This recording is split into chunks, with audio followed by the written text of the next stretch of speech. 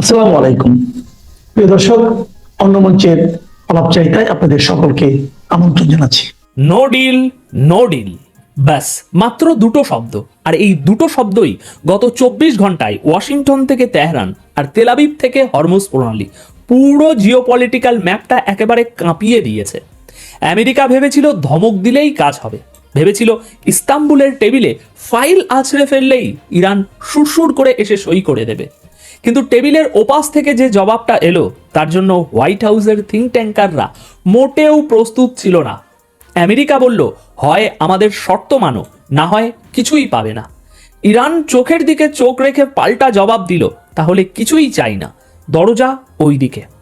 আজ 5ই ফেব্রুয়ারি 2026, শান্তি আলোচনার কফিনে সম্ভবত শেষ ব্রেকটা ঠুকে দেয়া হয়েছে। আর যখনই ডিপ্লোম্যাসি বা কূটনীতি ব্যর্থ হয় তখন কথা বলে বারুদ। তেলের দাম ইতিমধ্যেই বেড়েছে, যুদ্ধ জাহাজগুলো নড়াচড়া করছে, আর ইসরায়েল মুচকি মুচকি হাসছে। আজকের প্রথম বড় খবর, আমেরিকা ও ইরানের মধ্যে বহু প্রতীক্ষিত ইস্তাম্বুল মিটিং শেষ মুহূর্তে ক্যান্সেল বা বাতিল হয়ে গেছে। কেন ভেস্তে গেল এই মিটিং? এর পেছনে কি শুধুই জায়গার সমস্যা, নাকি টেবিলে এমন কোনো শর্ত ছিল যা ইরানের সার্বভৌমত্বে আঘাত করেছে? আসুন ইমোশন পাশে রেখে লজিক দিয়ে প্রতিবেদনটা শুরু করি। দেখুন, রাজনীতিতে একটা কথা আছে, if you are not at the table you on the menu. অর্থাৎ আপনি যদি আলোচনার টেবিলে না থাকেন তবে ধরে নেবেন আপনাকে খাওয়ার প্রস্তুতি চলছে।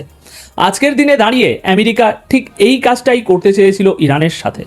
কথা ছিল এই শুক্রবার ইস্তাম্বুলে দুই পক্ষ মুখোমুখি বসবে, একটা ঐতিহাসিক ডিল হতে পারত। কিন্তু শেষ মুহূর্তে সব ভেস্তে গেল। কিন্তু কেন? উপর থেকে দেখলে মনে হবে একটা সামান্য লোকেশন বা জায়গার বিবাদ এটা। ইরান চাইছিল আলোচনা হোক ওমানে। কেন ওমান? কারণ ওমান ঐতিহাসিকভাবে আমেরিকার মিত্র হলেও ইরানের সাথে সবসময় একটা ভারসাম্য বজায় রেখে চলে। মাস্কাট বা ওমানের মাটি ইরানের জন্য সব থেকে সেফ জোন। সেখানে বসে কথা বলা মানে সমানে সমানে কথা বলা। কিন্তু আমেরিকা বলল, না, মিটিং হবে ইস্তাম্বুলে বা ইউরোপের কোনো জায়গায়। এখানেই আসল খেলাটা। ইস্তাম্বুল মানে ন্যাটোর মাটি। আমেরিকা চাইছিল ইরানকে এমন একটা জায়গায় বসাতে যেখানে মনস্তাত্ত্বিকভাবে ইরান চাপে থাকে। এটা কোনো সাধারণ জেদ নয়, এটা হলো সাইকোলজিক্যাল ওয়ারফেয়ার। কিন্তু আসল গন্ডগোলটা লোকেশনে নয়, এজেন্ডায়। রিপোর্টস বলছে আমেরিকা এবং তাদের পশ্চিমা মিত্ররা এবার শুধু পরমাণু চুক্তি বা নিউক্লিয়ার ডিল নিয়ে কথা বলতে চায়নি। তাদের ডিমান্ড লিস্ট ছিল অনেক লম্বা। তারা চাইছিল, প্রথম কথা, ইরানের নিউক্লিয়ার প্রোগ্রাম পুরোপুরি বন্ধ করতে হবে। দ্বিতীয় কথা এবং সবচেয়ে বড় কথা, ইরানের মিসাইল প্রোগ্রাম বা ব্যালিস্টিক ক্ষেপণাস্ত্র প্রকল্প সেটা আজীবনের জন্য বন্ধ করতে হবে। একটু ভাবুন তো, ইরান গত 40 বছর ধরে যা কিছু তৈরি করেছে, আমেরিকার এক কথায় আজ সেটা বন্ধ করে দেবে? এটা কি বাস্তবে সম্ভব?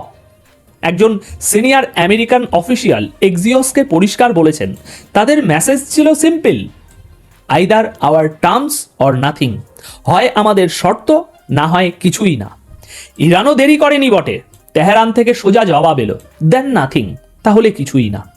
এখানেই মিটিংটা ভেঙে গেল। তাই এটাকে শুধু একটা মিটিং ক্যান্সেল হওয়া হিসাবে দেখবেন না, এটা হলো একটা ইগো ক্লাশ। আমেরিকা মনে করে তারা এখনো বিশ্বের একমাত্র সুপার পাওয়ার এবং তারা যা বলবে তাই হবে। অন্যদিকে ইরান আজ বুঝিয়ে দিল তারা অর্থনৈতিকভাবে ধুঁকতে পারে, কিন্তু তারা ব্যানানা রিপাবলিক নয় যে হুমকি ধমকি দিলেই মাথা নিচু করবে। ইরান পরিষ্কার জানিয়ে দিয়েছে তারা আলোচনায় রাজি, কিন্তু সেটা হতে হবে সম্মানের সাথে, সমানে সমানে। তারা চেয়ার গরম করতে ইস্তাম্বুলে যাবে না। বর্তমানে এই সময়ে দাঁড়িয়ে আমেরিকার ক্ষমতায় যেই থাকুক, তাদের অ্যাপ্রোচটা একদম পরিষ্কার, ম্যাক্সিমাম প্রেশার বা সর্বোচ্চ চাপ প্রয়োগ। সূত্র অনুযায়ী একটা খুব ইন্টারেস্টিং তথ্য আছে। এখানে বলা হচ্ছে, ইরানের তরফ থেকে ট্রাম্পের টিমকে বা আমেরিকান নেগোশিয়েটরদের মুখের উপর বলে দেওয়া হয়েছে, আপনার এই ডিল পকেটে রাখুন, আমাদের ওসবের দরকার নেই। দেখুন, আমেরিকা ভেবেছিল কয়েক বছর ধরে নিষেধাজ্ঞার চাপে ইরান নিশ্চয়ই এখন হাঁপিয়ে উঠেছে। তারা ভেবেছিল একটু হাড় দেখালেই ইরান লেজ গুটিয়ে সুরসুর করে চলে আসবে। কিন্তু তারা পারস্যের অহংকারকে আন্ডার এস্টিমেট করেছে। ইরান জানে তাদের মিসাইল প্রোগ্রামই তাদের একমাত্র ইন্স্যুরেন্স পলিসি। সাদ্দাম হোসেনের কাছে নিউক্লিয়ার বা শক্তিশালী মিসাইল ছিল না বলেই ইরাককে ধ্বংস করা সহজ ছিল। গাদ্দাফিরা তাদের প্রোগ্রাম স্যারেন্ডার করেছিল বলেই লিবিয়ার আজ এই দশা। ইরান এই ইতিহাস জানে, তাই আমেরিকা যখন বলল মিসাইল প্রোগ্রামও টেবিলের আলোচনায় আনতে হবে, ইরান তখনই বুঝে গেছে এটা আলোচনার নাম করে আসলে ইরানকে নিরস্ত্র করার ফাঁদ। ইরান বলল, আমরা নিউক্লিয়ার ইস্যুতে কথা বলতে রাজি ছিলাম, কিন্তু তোমরা যখন গোলপোস্ট সরিয়ে মিসাইলে নিয়ে গেলে তখন আর কথা বলার মানে হয় না। আমেরিকা এখন বলছে বল এখন ইরানের কোর্টে। কিন্তু সত্যি কি তাই, নাকি আমেরিকা নিজেই আলোচনাটা ভেস্তে দিতে চেয়েছিল? কারণ কূটনীতিতে একটা পুরনো কৌশল আছে, আপনি যদি জানেন যে প্রতিপক্ষ আপনার শর্ত মানবে না, তবুও আপনি ইচ্ছাকৃতভাবে এমন অসম্ভব কিছু শর্ত জুড়ে দেবেন যাতে আলোচনা ভেঙে যায়, আর তারপর আপনি দুনিয়াকে বলতে পারবেন, দেখুন আমরা তো চেষ্টা করেছিলাম, ওরাই রাজি ছিল না। এখন যুদ্ধ ছাড়া আর উপায় নেই। আমার মনে হচ্ছে ওয়াশিংটনের যুদ্ধবাজরা ঠিক এই স্ক্রিপ্টটাই ফলো করছে। তারা জানে ইরান কখনোই তাদের মিসাইল প্রোগ্রাম বন্ধ করবে না, কারণ ওটাই ইরানের ফ্রন্ট লাইন ডিফেন্স। তাই এই শর্ত দেওয়ার মানেই হলো আলোচনা না করা। আচ্ছা, এই মিটিং ভেস্তে যাওয়ায় সবচেয়ে খুশি কে হয়েছে? তেহরান? না। ওয়াশিংটন? হয়তো না। সবচেয়ে বেশি মজা পেয়েছে সম্ভবত তেল আবিব।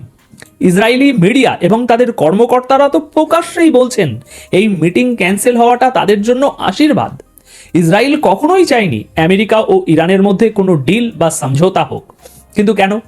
কারণ ইরান যদি আমেরিকার সাথে ডিলে যেত তাহলে তাদের উপর থেকে কিছু অর্থনৈতিক নিষেধাজ্ঞা উঠে যেত, ইরানের হাতে টাকা আসতো, আর ইসরায়েলের ভয় সেই টাকা দিয়ে ইরান আরও শক্তিশালী হতো। ইসরায়েল চায় আমেরিকা যেন ইরানের উপরে ক্রমাগত চাপ বাড়াতেই থাকে। ইসরায়েলের প্রধানমন্ত্রী এবং তাদের গোয়েন্দা সংস্থা মোসাদ দীর্ঘদিন ধরে লবিং করছে যাতে কোনোভাবেই আমেরিকা ইরানের মিসাইল প্রোগ্রামে ছাড় না দেয়। আজ যখন মিটিং ভেঙে গেল, ইসরায়েল তখন বিশ্বকে বলতে পারছে, দেখেছেন আমরা তো আগেই বলেছিলাম ইরান শান্তির ভাষা বোঝে না, ওদের সাথে একমাত্র ভাষা হলো শক্তি।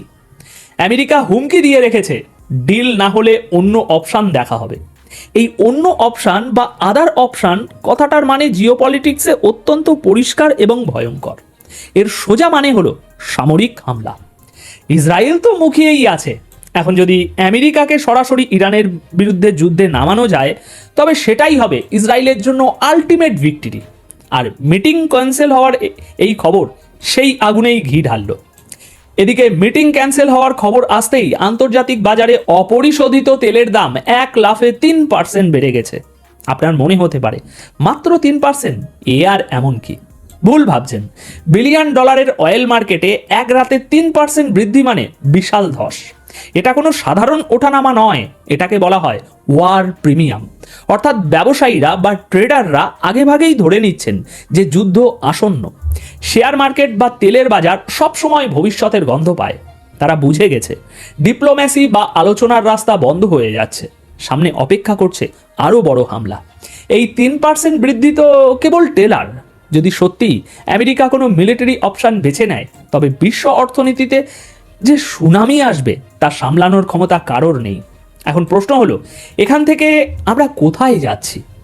আমেরিকা বলছে দরজা পুরোপুরি বন্ধ হয়নি, ইরানও বলছে তারা ন্যায্য আলোচনায় রাজি, কিন্তু বাস্তবতা হলো বিশ্বাসের জায়গাটা এখন শূন্যের কোঠায়। আমেরিকা ভাবছে ইরান চাপে পড়ে নতজানু হবে, আর ইরান ভাবছে আমরা 40 বছর ধরে টিকেছিলাম, আরও থাকবো, কিন্তু মাথা নোয়াবো না। এই অচল অবস্থা খুব বিপজ্জনক, কারণ যখন কথা বলা বন্ধ হয়ে যায় তখন ভুল বোঝাবুঝি বা মিসক্যালকুলেশনের সম্ভাবনা সব থেকে বেড়ে যায়। এখন ভিডিও শেষে আপনাদের কাছে আমার একটা খুব সিরিয়াসলি প্রশ্ন আছে, একটু ঠান্ডা মাথায় ভেবে উত্তর দেবেন। আপনার কি মনে হয় ইরানের এই অনড় অবস্থান বা নো ডিল পলিসি কি সঠিক, নাকি দেশের অর্থনীতি এবং জনগণের কথা ভেবে আমেরিকার কিছু শর্ত মেনে নিয়ে ডিলে যাওয়া উচিত ছিল, নাকি আমেরিকার এই দাদাগিরি আমার কথা মানো না হলে মরো, এটাকে চ্যালেঞ্জ জানিয়ে ইরান আসলে ঠিক কাজটাই করেছে? আমি আপনাদের মতামত জানতে চাই, কমেন্ট বক্সে লিখুন ইরান ঠিক নাকি ইরান ভুল। যদি এই বিশ্লেষণটি আপনার লজিক্যাল মনে হয়ে থাকে, যদি মনে হয় মেন স্ট্রিম মিডিয়ার বাইরে ভিন্ন কিছু জানলেন, তাহলে ভিডিওটিতে একটি লাইক করুন এবং শেয়ার করুন আপনার বন্ধুদের সাথে। দেখা হচ্ছে পরের ভিডিওতে আরও কোনো জিওপলিটিক্যাল বিশ্লেষণ নিয়ে। ততক্ষণ পর্যন্ত চোখ রাখুন আমাদের চ্যানেলে। ধন্যবাদ আপনাদের সকলকে।